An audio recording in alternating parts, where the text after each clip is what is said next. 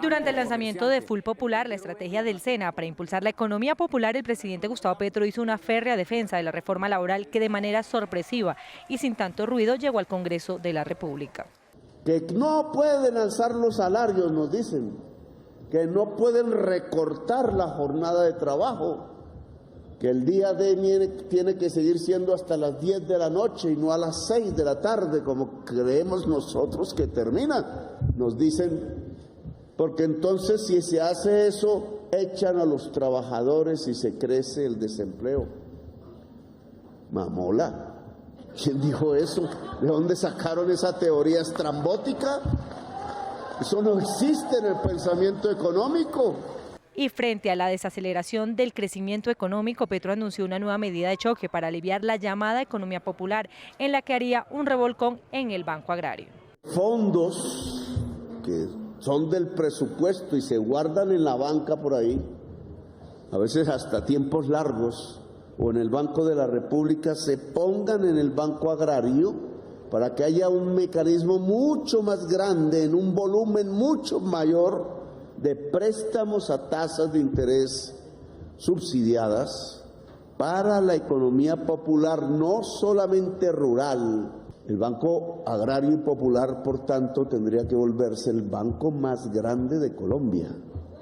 Y la capacidad de entregar créditos debería ser mayor que la del Grupo Aval, solo que esos créditos no irían pues a los Odebrecht del país. Además, Petro indicó que el papel del SENA es llevar el conocimiento a la economía popular.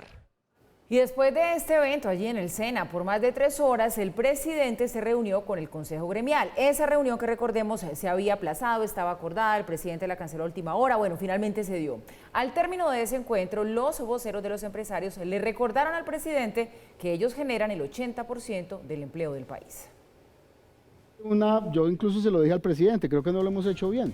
O sea, durante este primer año hemos tenido cientos de reuniones y hemos llegado a pocos acuerdos. Claramente no lo estamos haciendo bien de lado y lado y haciendo las mismas cosas no vamos a tener resultados distintos. Así que la oferta y el planteamiento que le hicimos como sector empresarial al presidente es nuestra voluntad de contribuir en la construcción de soluciones, sigue vigente, pero tenemos que cambiar la forma y el método de cómo vamos a trabajar porque desafortunadamente los resultados dicen que no lo estamos logrando.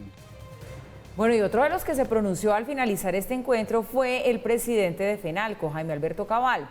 Insistió en que está en desacuerdo con el pronunciamiento del presidente Petro sobre la reforma laboral que dice el presidente, ustedes lo acaban de escuchar, no generará desempleo. De la reforma no habló el gobierno, hablé yo, le propuse a la ministra que pusiera y honrara un poco ese compromiso de abrir espacios y de concertar, que no se ha dado, digamos, con los sectores que representamos más la generación de empleo. Y particularmente lo que dijo el presidente, nosotros no estamos nada de acuerdo, porque lo que hemos dicho precisamente es que para miles de comerciantes de este país, como los pequeños, los tenderos, los panaderos, que con mucho esfuerzo generan empleo y trabajan hasta altas horas de la noche y los domingos y durante los días de fiesta, los costos laborales pues le van a impactar considerablemente en sus márgenes, pero también en las posibilidades de generar más empleo.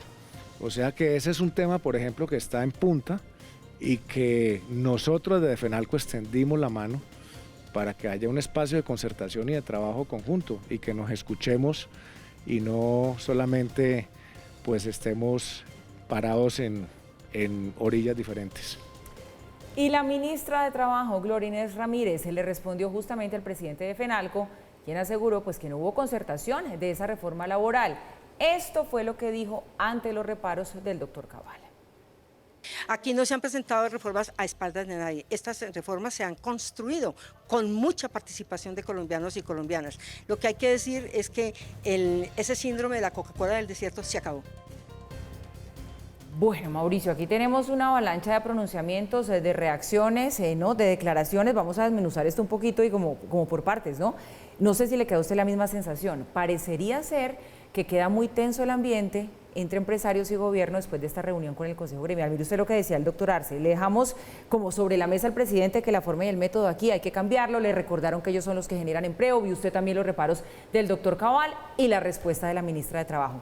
Eso por un lado, para que nos dé usted sus impresiones.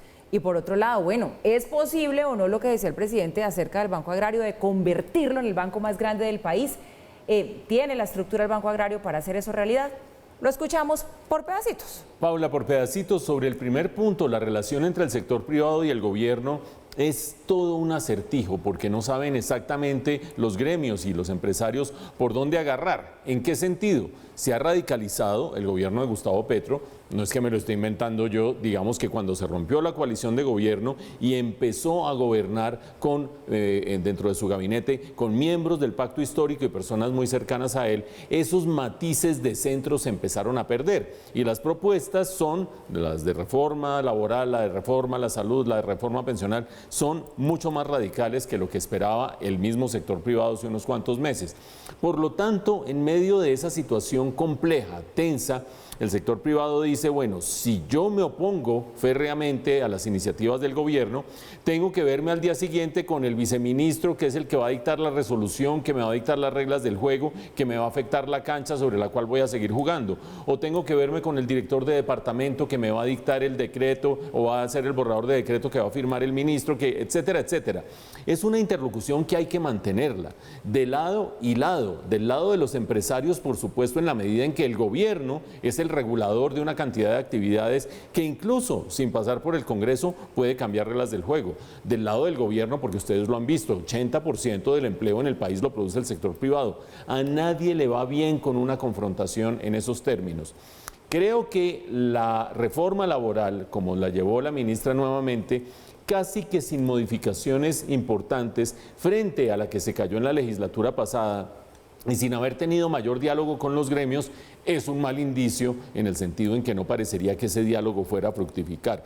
Esperemos en todo caso que el diálogo siga, que las conversaciones sigan porque a ambos les conviene. Y sobre el Banco Agrario, la idea del presidente Petro, recursos del presupuesto nacional que están en el Banco de la República o en la banca en general, del presupuesto de un año, acuérdense ustedes que el presupuesto es de un año, esos recursos que se vayan al Banco Agrario y que se usen para prestarlo a tasas subsidiadas a los distintos miembros de la economía popular. A propósito de eso de llamar al Banco Agrario y popular, tiene, fuera que suena feísimo, pues en términos del nombre del banco, tiene un sesgo en contra del Grupo Aval otra vez. Vaya uno a meterse a la discusión de si la corrupción, la corficolombiana, no sé qué, si sé cuánto, eso lo hemos discutido en el noticiero y tiene su propio desarrollo. Pero la obsesión del presidente con el Grupo Aval, con mencionarlo en esta política pública, con ponerle el nombre al Banco Agrario y Popular para agarrar el nombre Popular, cuando el Banco Popular es del Banco Aval, me parece que ya raya un poco en lo obsesivo. Tiene dos problemas por el momento esa propuesta. Una, el presupuesto nacional puesto en el sistema financiero o en el Banco de la República recibe una tasa de interés mientras se ejecuta. Puesto en el Banco Agrario, que va a prestar esa plata a tasas subsidiadas, ya no recibiría el mismo interés. Por lo tanto, el que cuadra el presupuesto y sabe para dónde se gasta y cómo se gasta, que empiece a bajarse de un pedacito de los rendimientos, porque en el Banco Agrario no le van a dar esos rendimientos al presupuesto nacional, que dicho sea de paso, es de todos los colombianos el presupuesto nacional. Pero segundo, el presupuesto nacional por definición se gasta durante un año. Y si estos créditos son a 2 años o a 3 años, el descuadre del Banco Agrario es monumental. Recibe una plata, tiene que irla soltando durante un año, pero sobre esa termina prestando a 1 año o a 2 años. Dos problemitas que no son menores para cualquiera que esté sentado en una entidad financiera que surgen de la propuesta del presidente Petro.